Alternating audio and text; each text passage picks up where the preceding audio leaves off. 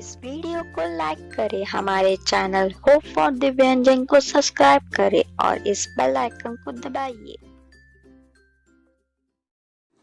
Hello दोस्तों, मैं विनायक यादव आप सबका स्वागत करता हूं हमारे चैनल होप फॉर दिव्यांगजन में। आज इस वीडियो में मैं एक नई वैकेंसी के बारे में बताने जा रहा हूं जो कि एसबीआई द्वारा निकाली गई है। जी हाँ दोस्तों, एसबीआई ने प्रोविजनरी ऑफिसर यानी कि पीओ के लिए वैकेंसी निकाल दी है। तो इसको आप कैसे भरें? आप इस वेबसाइट पर जाइएगा www.sbi.co.in पर। आप यहाँ से इस फॉर्म को भर सकते हैं।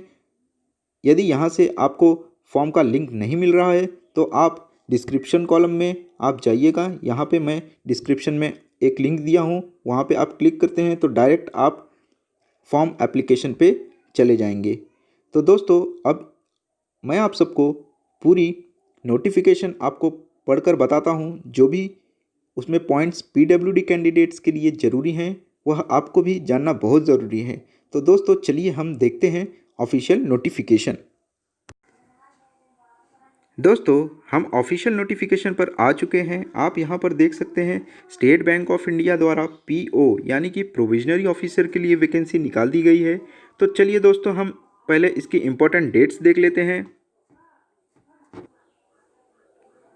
दोस्तों, इसका जो ऑनलाइन रजिस्ट्रेशन है वह 14 नवंबर 2020 से स्टार्ट हो रहा है और इसका लास्ट डेट जो है 4 दिसंबर 2020 है।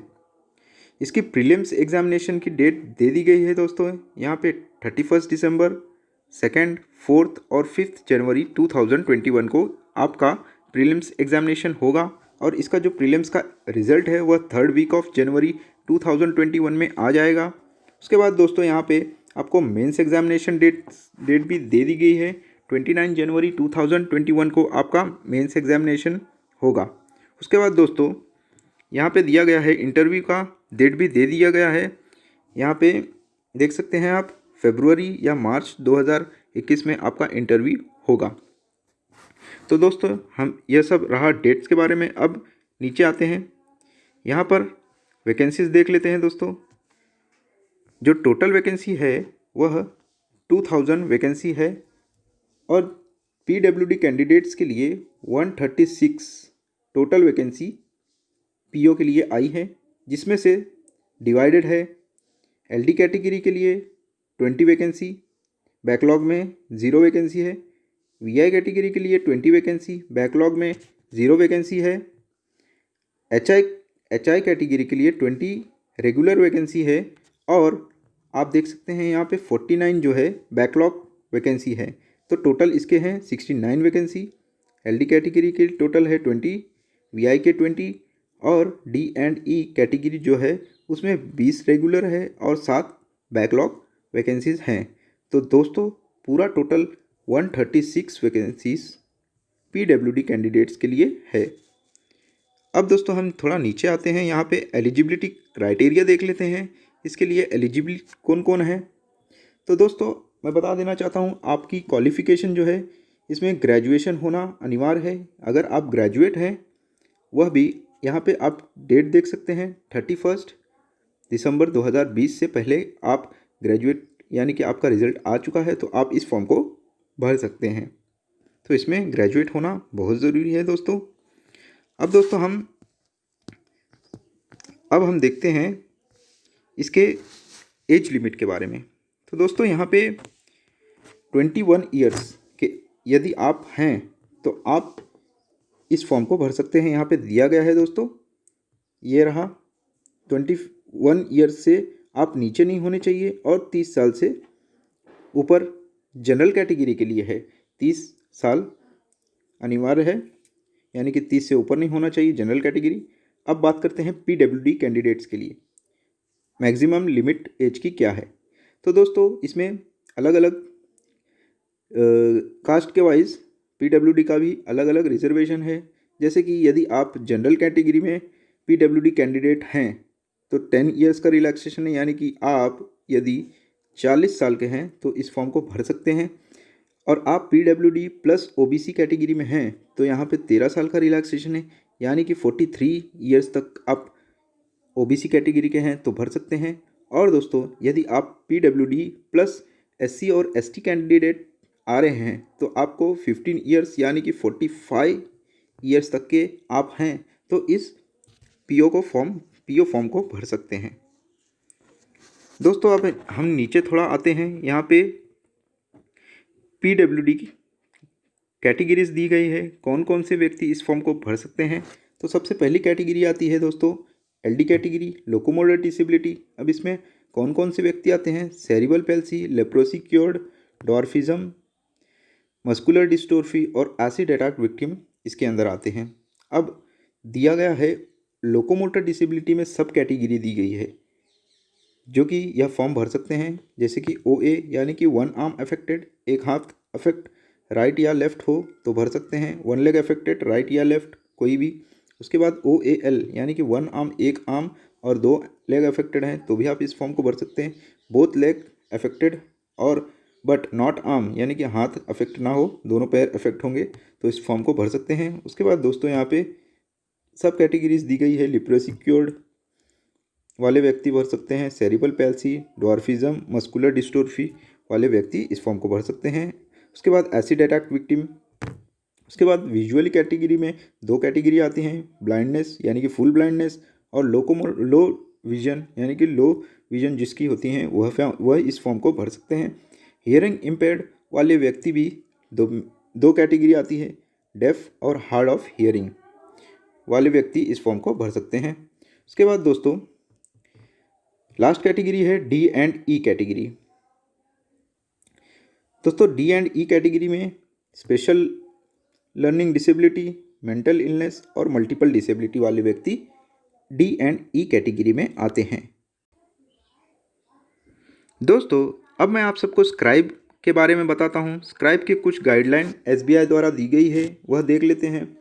तो दोस्तों सबसे पहले स्क्राइब कौन यूज़ कर सकते हैं? स्क्राइब ब्लाइंड व्यक्ति और जिसके हाथ अफेक्टेड हो और उसके वजह से उनकी राइटिंग स्पीड स्लो हो गई हो, वह व्यक्ति स्क्राइब यूज़ कर सकते हैं। उसमें 40% अबाउ होना ज़रूरी है। उसके बाद दोस्तों यहाँ पे दिया गया है कि स्क्राइब को, यदि आपको स्क्राइब चाहिए तो आप ऑनलाइन फॉर्म में मेंशन करेंगे कि हमको स्क्राइब चाहिए, तभी आपको स्क्राइब मिलेगा, अन्यथा नहीं मिलेगी। उसके बाद बोथ कैंडिडेट एंड स्क्राइब को आपको सूटेबल अंडरटेकिंग एक फॉर्म दिया जाएगा, वह भर के उनको देना होगा।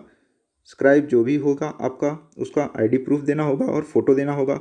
उसके बाद दोस्तों यहाँ पे 20 मिनट एक्स्ट्रा स्क्राइब जो भी व्यक्ति लेके जा रहे हैं उनको मिलेगा। उसके बाद दोस्तों यहाँ पे दिया गया है कि स्क्राइब खुद कैंडिडेट को अरेंज करना होगा, वहाँ पे स्क्राइब आपको दिया नहीं जाएगा, आपको खुद अपने तरफ से स्क्राइब लेकर जाना होगा। उसके बाद दोस्तों यदि आप यहाँ पे अगर आप स्क्राइब एलिजिबल नहीं है फिर भी स्क्राइब लेके अगर जाते हैं तो आपको डिस्क्वालीफाई आगे जाकर कर दिया जाएगा। उसके बाद दोस्तों यहाँ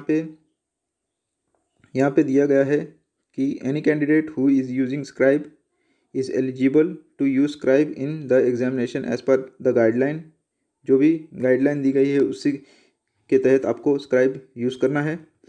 तो दोस्तों यह रही पूरी गाइडलाइंस स्क्राइब के बारे में। उसके बाद दोस्तों यहाँ पे दिया गया है कैटेगरीज जो आप टिक करेंगे इसमें फॉर्म भरते टाइम, जैसे कि यहाँ पे आप देख लीजिएगा अपनी कैटेगरी जो भी होगी वह कोड आपको वहाँ डालना होगा। उसके बाद दोस्तों यहाँ पे सिलेक्शन प्रोसेस दिया गया है। तो सबसे पहले इसमें बता देता हूँ कि इसमें 3 फेज़ होगा।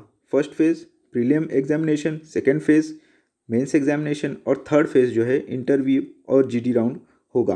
तो प्रीलिम्स हम देख लेते हैं उसमें क्या क्या आता है। प्रीलिम्स में दोस्तों 3 सब्जेक्ट होते हैं, इंग्लिश, क्वांट और रीजनिंग, जो कि इंग्लिश 30 क्वेश्चन होते हैं और क्वांट और रीजनिंग के 35 क्वेश्चन, 100 मार्क्स के होते हैं। 20 मिनट्स पर सेक्शन आपको दिया जाता है। दिव्यांगजन व्यक्तियों को 20 मिनट एक्स्ट्रा दिया जाता है जिनका हैंड अफेक्टेड हो और स्क्राइब ले रहे हैं वह व्यक्ति। उसके बाद आप फर्स्ट फेज़ पास करते हैं तो आपको सेकंड फेज़ यानी कि मेंस एग्जामिनेशन में बैठने का मौका मिलता है। मेंस में आपको 4 सब्जेक्ट होंगे दोस्तों। यहाँ पे दिया गया है रीजनिंग और कंप्यूटर एप्टीट्यूड, उसके बाद DI यानी कि मैथ्स और GA और इंग्लिश। उसके बाद आपका जो डिस्क्रिप्टिव टेस्ट, यह एग्ज़ाम होने के बाद तुरंत आपको डिस्क्रिप्टिव टेस्ट दिया जाएगा जिसमें आपको ऐसे और लेटर लिखना होता है। उसके बाद यहाँ पे दिया गया है दोस्तों फेज़ 3 में आपको यहाँ पे दिया गया है, यहाँ पे इंटरव्यू होगा फेज़ 3 में। तो दोस्तों यहाँ पे दिया गया है कुछ नई गाइडलाइन है। सोशल डिस्टेंसिंग और सेफ्टी मेजर्स को देखते हुए थर्ड फेज़ में इंटरव्यू, खाली इंटरव्यू होगा या तो 50 मार्क्स का, या फिर यहाँ पे और दिया गया है, या फिर आपका 30 मार्क्स का इंटरव्यू होगा और ग्रुप एक्सरसाइज जो है 20 मार्क्स का होगा।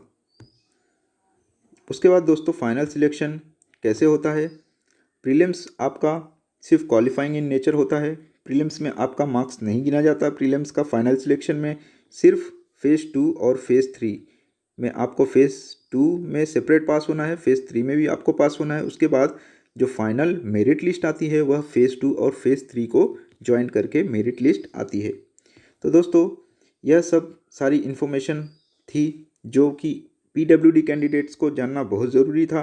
उसके बाद दोस्तों कुछ ज़्यादा इंपॉर्टेंट बातें नहीं दी गई है। एग्जामिनेशन सेंटर्स ये सब दिया गया है। एप्लीकेशन फ़ीस के बारे में आपको बता देता हूँ दोस्तों। एप्लीकेशन जो फ़ीस है दोस्तों वह यहाँ पे जनरल, OBC और EWS कैंडिडेट को 750 रुपीज़ है, और अदर कैंडिडेट्स जो भी PWD कैंडिडेट्स हैं उनको और ST और SC कैंडिडेट्स के लिए कोई भी फीस नहीं है, यानी कि 0 रुपीज़ है। आप इस फॉर्म को भर दीजिएगा दोस्तों, जो भी एलिजिबल हो। आप एक बार इसको कॉल लेटर, इसको नोटिफिकेशन को डाउनलोड कर लीजिएगा और एक बार आप अपने तरफ से भी पढ़ लीजिएगा। तो दोस्तों आज का वीडियो यहीं समाप्त करता हूँ। धन्यवाद। आपका दिन शुभ हो।